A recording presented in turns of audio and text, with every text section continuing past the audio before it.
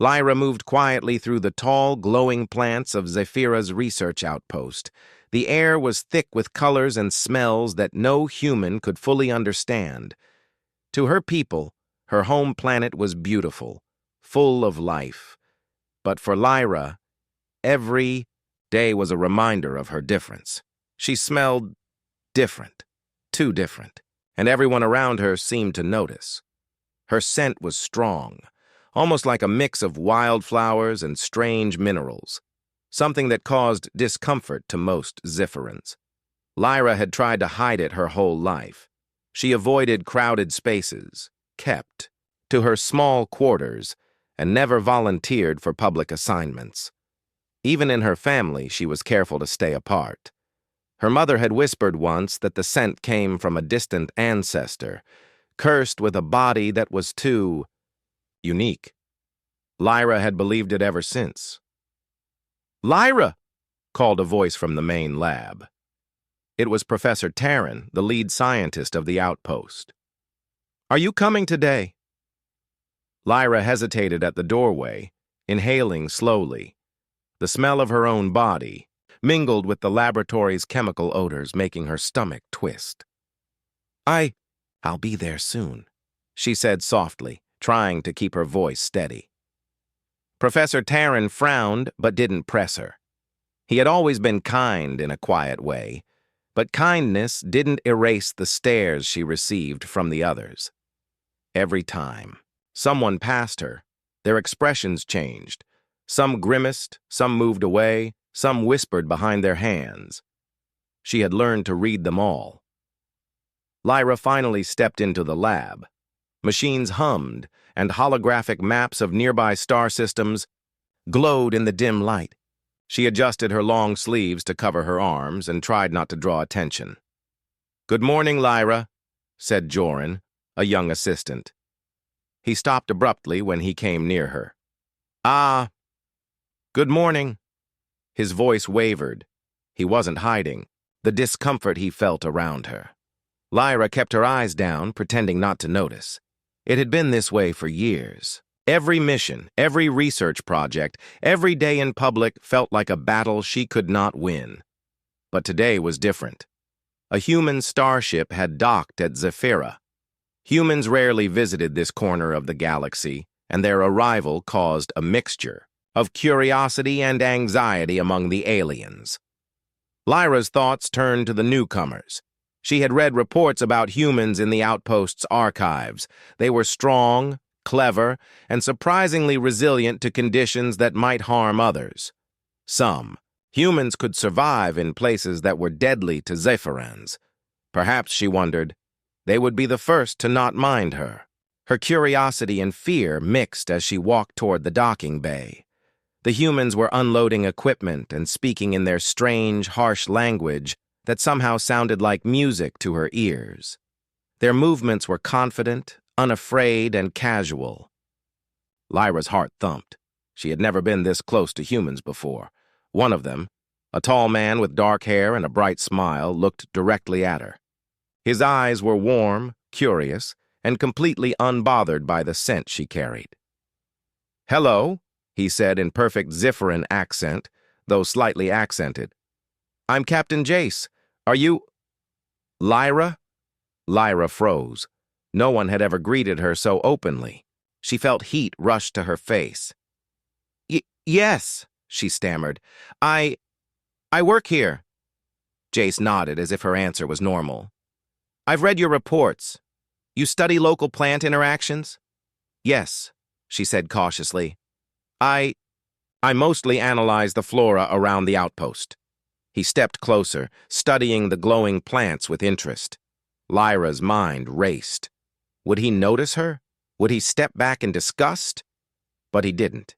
He inhaled casually, smiled, and continued, observing. Over the next few hours, Lyra worked with Jace and the human crew. She felt tension in her body at first, waiting for him to flinch. But he never did. Instead, he asked questions about the plants, the local environment, and even her own research techniques. His curiosity seemed genuine, not judgmental.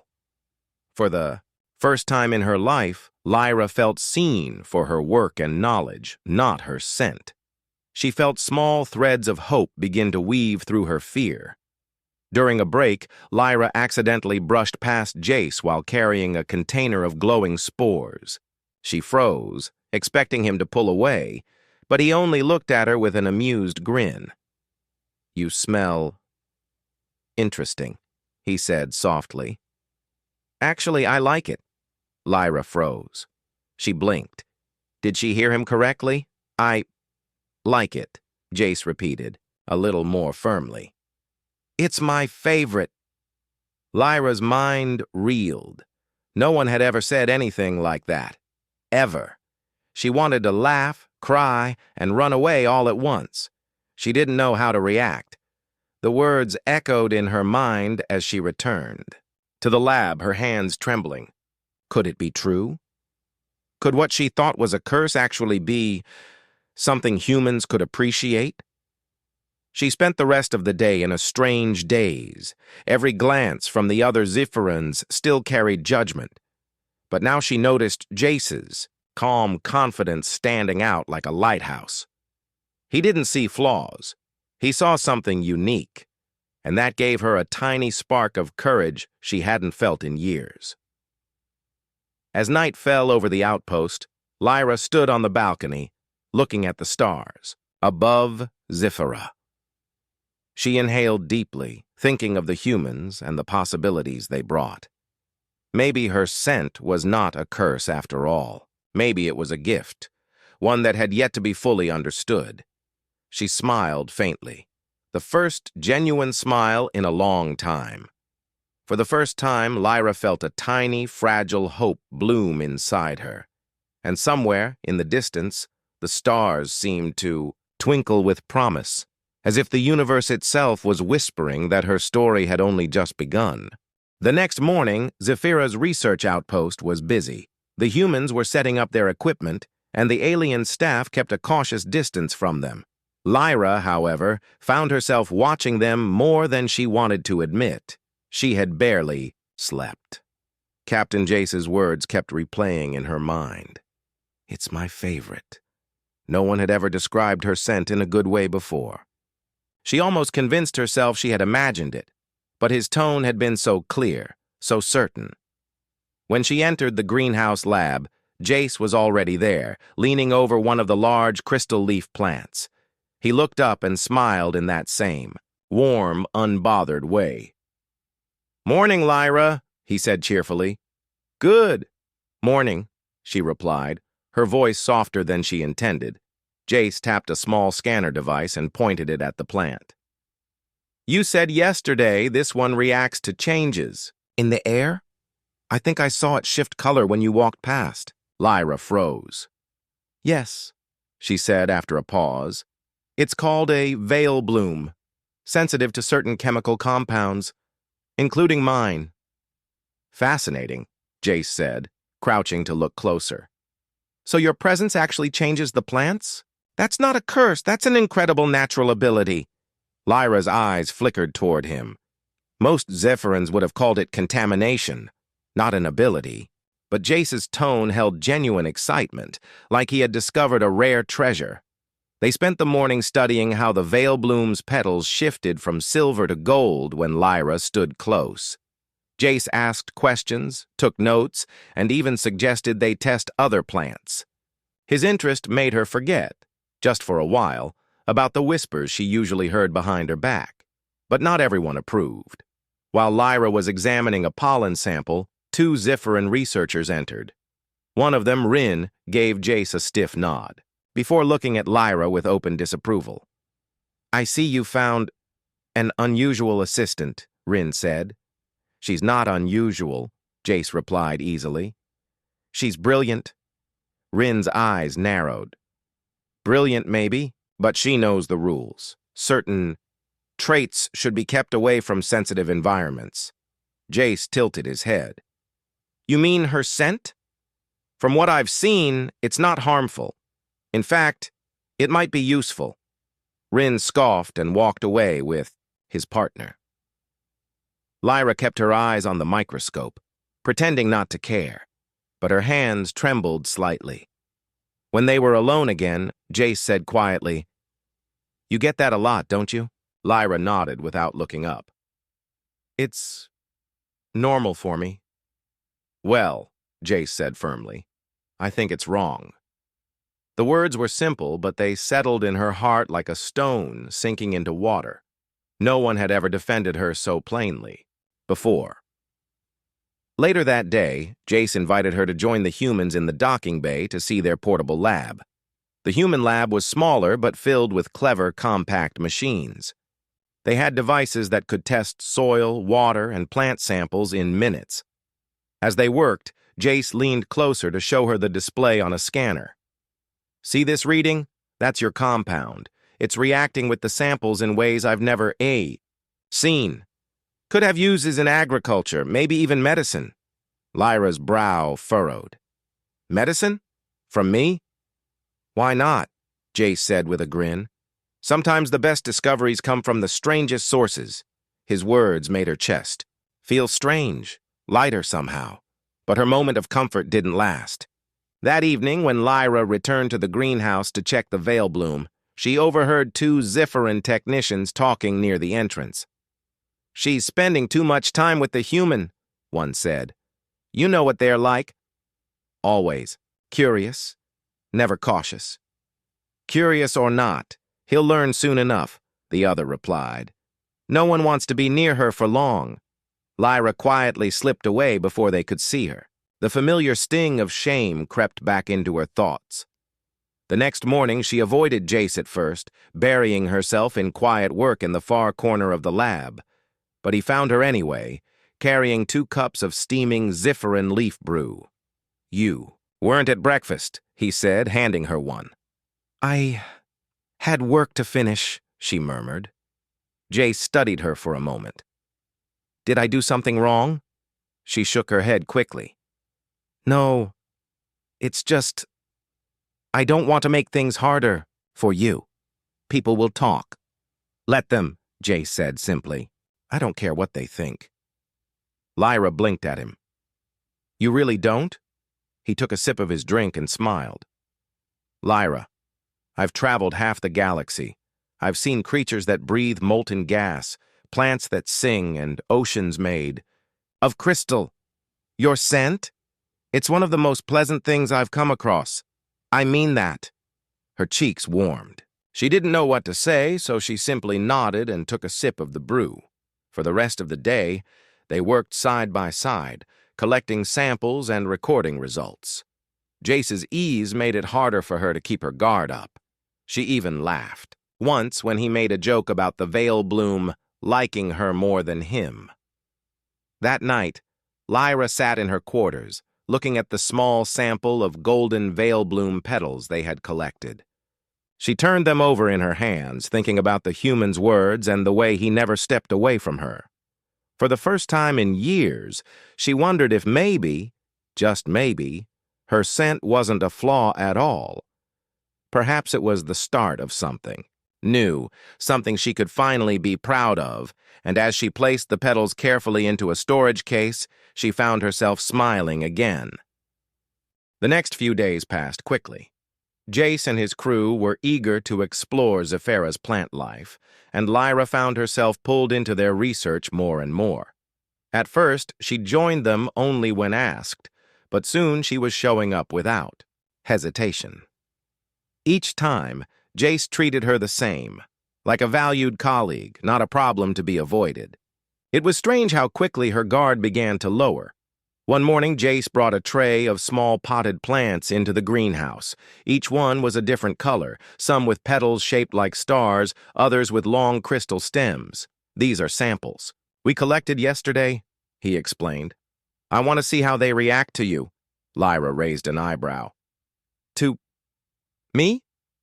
"Yes," Jace said with a grin. "We've seen the veil bloom change color around you. What if other species do the same? Could be something big." Lyra hesitated, then stepped forward. She bent down to the first plant, a pale blue blossom shaped like a spiral. Almost immediately, its petals began to shimmer, shifting from blue to bright silver. Jace's eyes lit up. There it is again. They moved down the line, testing each plant. Some changed color, some released a faint glow, and one even began to hum softly when she was near. Jace recorded everything, his excitement obvious. "This is amazing," he said. "Lyra, you have a natural connection to this environment. Your scent isn't just noticeable, it's interacting with living things in a way I've never seen." She stared at the humming flower, unsure whether to feel proud or afraid. "Most of my people would call this contamination," she said quietly. Jace shook his head. "That's their mistake. What they see as a problem could be a gift. Imagine plants that grow faster or become stronger just because you're nearby." Lyra thought about it the rest of the day. The idea of her scent being useful felt almost impossible, yet the proof was there, glowing and humming in front of her.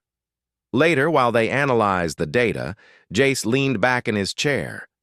"You know, humans have a saying, one person's curse is another person's blessing." Lyra tilted her head.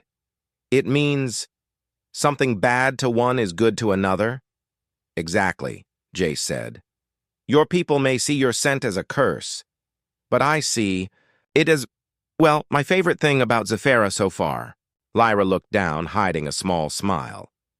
The next day, Jace suggested taking their experiments outside the outpost into the wild. Lyra was nervous. She hadn't traveled far from the facility in years, but she agreed. They left in a small hovercraft, carrying scanners and containers for samples. The jungle outside was alive with sound and color. Massive leaves glistened with morning dew, and glowing insects drifted lazily through the air. The scent of the planet's flora mixed with Lyra's own, creating a strange, rich perfume that seemed to make Jace inhale deeply. They stopped at a clearing filled with tall, reed-like plants. Lyra stepped forward, and immediately the reeds began to sway. Though there was no wind. "They're reacting to you," Jace said in awe. "I've never seen them move like that."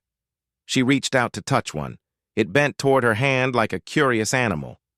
For the first time in her life, Lyra didn't feel the urge to step back. They spent hours collecting samples and making observations. The more they worked, the more Lyra began to feel something she hadn't in years: confidence. But not everyone was happy about their discoveries. When they returned to the outpost, Rin was waiting. "You've been outside with the human again," he said coldly. "Do you realize how dangerous that is? Bringing your influence into the wild could damage the ecosystem."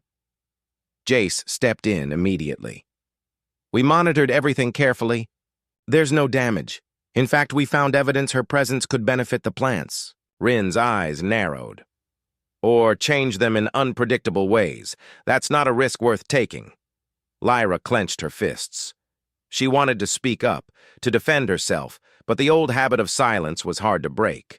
Instead, she turned and walked away, not trusting her voice.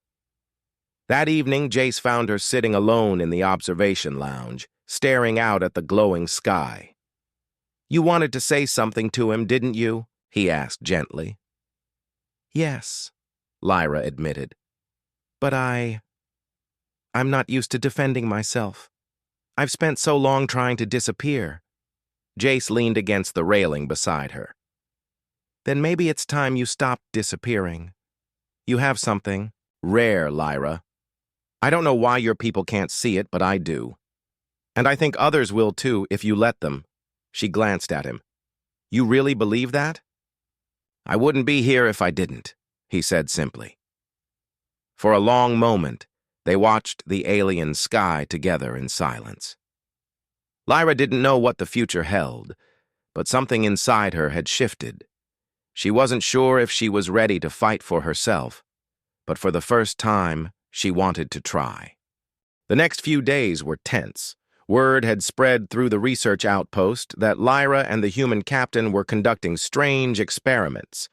Some aliens whispered that she was putting the planet at risk. Others muttered that humans could not be trusted. Lyra tried to ignore them, but the stares followed her everywhere. Even some of her colleagues avoided her now. One morning, as she entered the lab, she overheard two technicians speaking. "She's letting the human encourage her," one said. "She thinks her scent is special now." The other laughed softly. "Special? It's dangerous. If she changes the plants, she could change the whole ecosystem. She should be stopped." Lyra's chest tightened. She turned away before they saw her, swallowing the hurt. It was easier to keep working than to argue. That afternoon, Jace came to find her. "We're heading into the forest again," he said. "Want to join?" She hesitated. "People are saying things about me, about us." "Let them talk," Jace replied calmly. "The truth will prove them wrong." They took the hovercraft to a riverbank deep in the jungle. The air was heavy, with the smell of wet earth and flowers. Lyra stepped out and knelt beside a patch of bright orange plants. As soon as she touched them, they released a burst of sparkling pollen into the air. Jace's scanner beeped. "That's a defensive reaction, but it's harmless. Fascinating." Lyra almost smiled, until a sound froze her in place. A deep rumbling growl came from the trees. From the shadows emerged a Vornak beast, a predator native to Zephyra. Its black fur shimmered like oil, and its glowing eyes locked onto them. "Stay still," Jace whispered. The beast crept closer, muscles tense. Lyra could see the long, sharp teeth in its mouth. She knew Vornaks were faster than any human or Zephyran. Running would be useless. Her heart pounded. Instinct told her to back away, but then something strange happened. The beast sniffed the air and stopped. It tilted its head, sniffing again. Then it made a low, uneasy sound and stepped. "Back, is it afraid?" Jace whispered. Lyra realized the truth. It was her scent. The same scent that drove her own people away was now making the predator retreat. The Vornak growled once more, then turned and disappeared into the jungle. Jace exhaled slowly. "You just scared off a Vornak without lifting a finger. Do you have any idea how incredible that is?" Lyra stared at the trees, her pulse still racing. "I didn't mean to. I didn't even think—" "That's the point," Jace said, smiling. "Your scent is more than unusual. It's powerful." When they returned to the outpost, Jace told the story to the other humans. Word traveled quickly, and soon even the Zypherans who disliked her were talking about it. But not everyone was impressed. Rin confronted her in the corridor the next day. "So now you think you're a hero?" he said sharply. "One lucky incident with a predator doesn't change the danger you pose." Lyra's hands tightened into fists. She opened her mouth to reply, but stopped herself. Instead, she walked past him without a word. Jace's voice echoed in her mind. "The truth will prove them wrong." 2 days later, a crisis struck. An alarm blared through the outpost. Security sensors had detected multiple Vornak beasts approaching from the north. The creatures were drawn to the energy fields around the facility and could tear through its walls if they got close. The research staff scrambled to secure the doors. The humans prepared tranquilizer rifles, but there were too many beasts. "They'll break through in minutes," Professor Terran said, his voice tight with fear. Lyra looked at the map of the outpost. An idea began to form. "Open the north gate," she said. Terran stared at her. "Are you out of your mind?" "Trust me," she said. "I can make them leave." Jace stepped forward. "She's right. I've seen it happen." After a tense pause, Terran gave the order. The north gate opened, revealing the approaching Vornaks. They growled and hissed, but as soon as Lyra stepped outside, they froze. The largest beast sniffed the air, then backed away. The others followed, retreating into the jungle just as the first one had days earlier. Within minutes, the danger was over. When Lyra returned inside, the silence was heavy. Then someone began to clap. Others joined in, and soon the whole room was filled with the sound. Even those who had whispered against her were looking at her with something like respect. "You saved the outpost," Terran said simply. Lyra felt warmth spread through her chest. For the first time, she didn't feel ashamed. She didn't feel like hiding. She had faced danger, and her curse had become the one thing that protected everyone. Later, standing with Jace in the observation lounge, she looked out at the glowing jungle. "I never thought I could be useful," she admitted. "You're more than useful," Jace said with a grin. "You're unforgettable." Lyra smiled faintly, the fear of the past few days finally melting away. For the first time, she believed him. The Vornak attack changed everything. For years, Lyra had been the outpost's quiet shadow, someone to be avoided, someone whispered about in corridors. Now, when she walked through the halls, people looked at her differently. Some smiled, some nodded in respect. A few even stopped to thank her for saving their lives. It was strange. She wasn't used to attention, but it no longer felt heavy or unwanted. Professor Taryn called her into his office 3 days after the attack. His desk was covered in plant samples and data sheets, but he pushed them aside when she entered. "Lyra," he said, "your unique qualities have proven to be more valuable than we imagined. I've spoken with the Planetary Research Council, and they've agreed to fund a new project, one centered around you." Lyra blinked. "Around me?" Taryn smiled. "Your scent affects plants, deters predators, and could have other uses we haven't even discovered. We want you to lead the study." Her first instinct was to refuse. Leading a project meant attention, responsibility, and risk. But then she remembered Jace's words after the attack. "You're unforgettable." "I'll do it," she said quietly. When she told Jace later, he grinned. Knew they'd come around eventually. "You're going to change the way they think about everything."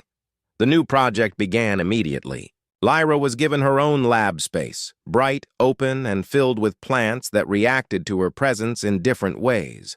Some glowed brighter, some grew faster, and a few even began producing seeds earlier than expected. Jace visited often, sometimes helping with data collection, sometimes just sitting nearby and watching her work. "You look different," he told her one afternoon. "Different?" she asked, raising an eyebrow.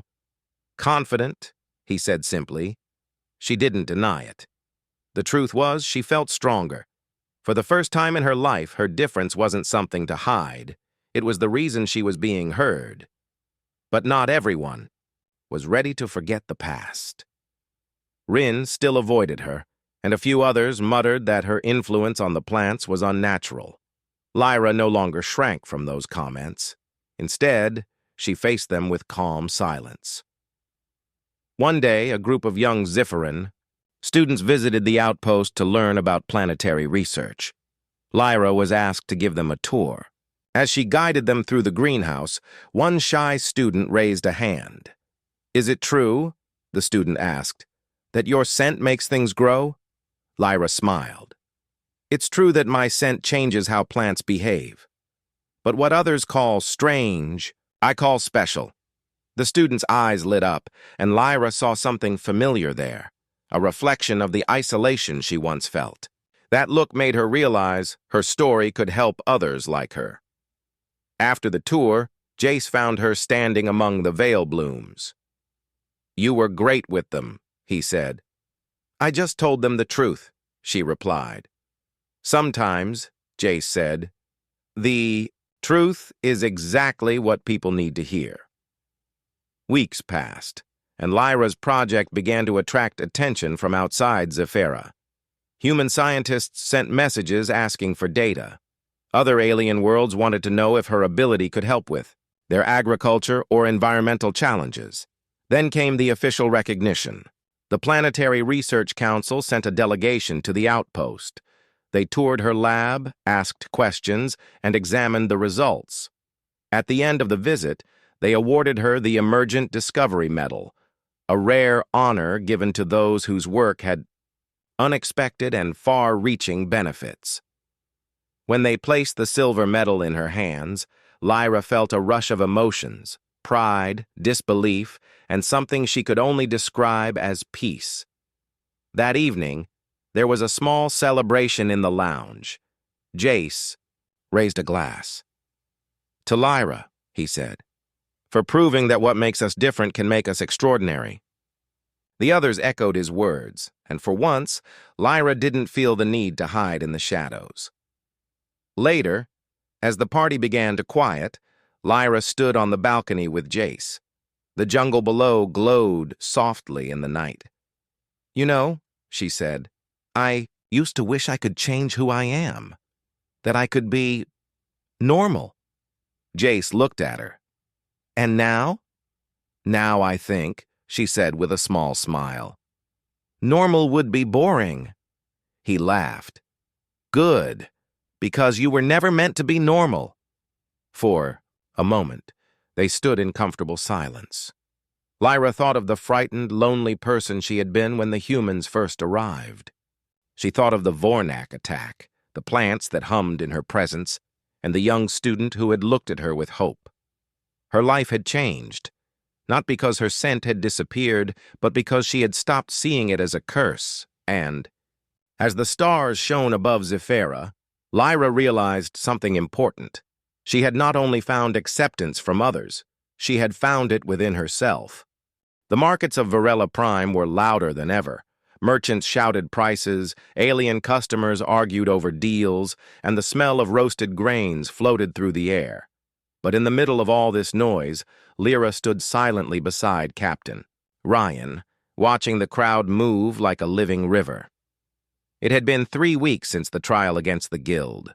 The ones who had used her curse to track and hurt people were now locked away on distant prison stations. Lyra no longer had to hide in dark corners or keep her head down. For the first time in her life, she could stand in the open. But something else had changed, too. She wasn't just free. She was wanted.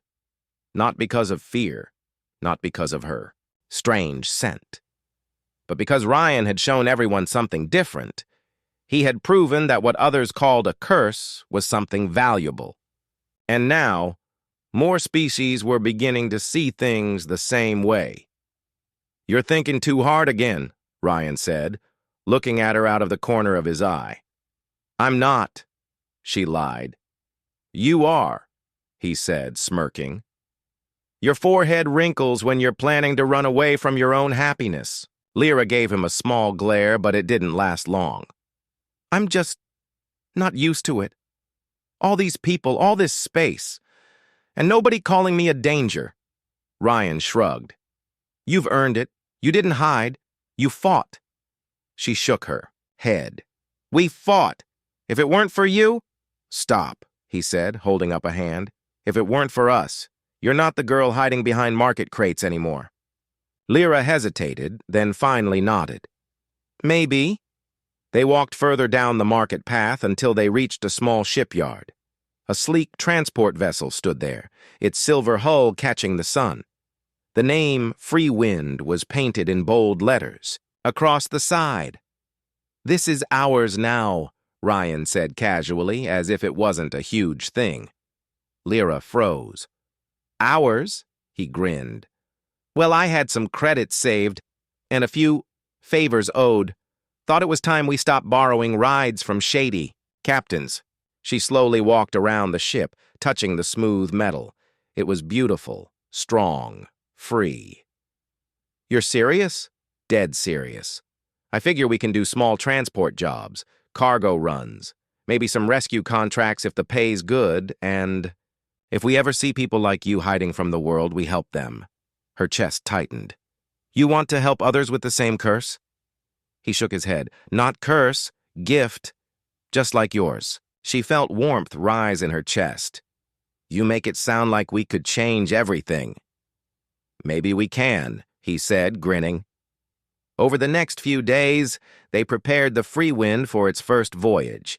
Lyra found herself learning things she never thought she would. How to check fuel levels, how to read navigation charts, even how to speak 3 new trade languages. Ryan was patient, though sometimes his teaching method was chaotic. "You don't have to memorize all the buttons. he said once, pointing at the ship's control panel. Just remember the ones that stop us from exploding. That's not comforting, she replied flatly. It's more comforting than you think, he joked. When they finally launched, the stars stretched before them like silver threads. Lyra sat in the co-pilot seat, her heart racing. She'd never seen space from here before, so close, so endless. Their first job was a simple cargo delivery to a colony on the edge of the Solari belt. But halfway through the trip, they picked up a distress signal. Ryan didn't even ask if they should respond. He just changed course. When they arrived, they found a small alien shuttle drifting, engines dead. Inside was a frightened mother and her young son. Lyra recognized the look in their eyes, the look of people who'd been hunted. They weren't hurt, but they were terrified. And when Lyra stepped forward, the mother froze. Her species was one that could smell fear and identify sense instantly. For a second, Lyra thought the woman might scream, but instead, she relaxed. Her eyes softened. "You smell like safety," the alien mother whispered. Lyra didn't know what to say. She'd been called many things in her life, but never that. They brought the family aboard the Freewind and took them to a safe station. The moment reminded Lyra of when she had first met Ryan. She had been hiding, afraid, certain her scent was a curse. Now someone else had looked at her and seen the opposite. Later, when the Freewind was docked and the stars were hidden behind station lights, Lyra stood alone on the ship's balcony. Ryan walked up beside her, holding 2 mugs of something warm. "You did good today," he said. She shook her head. "We did." He leaned on the railing. "So, still think your smell is a curse?" She smiled slowly. "No, not anymore." Ryan smirked. "Good, because it's still my favorite." Her chest felt light. No fear, no shame, only the quiet certainty that she wasn't broken. She was part of something bigger now, and somewhere in the wide galaxy, someone else with a curse was still hiding. Lyra knew she and Ryan would find them. They had a ship. They had each other. And for the first time in her life, Lyra had a future.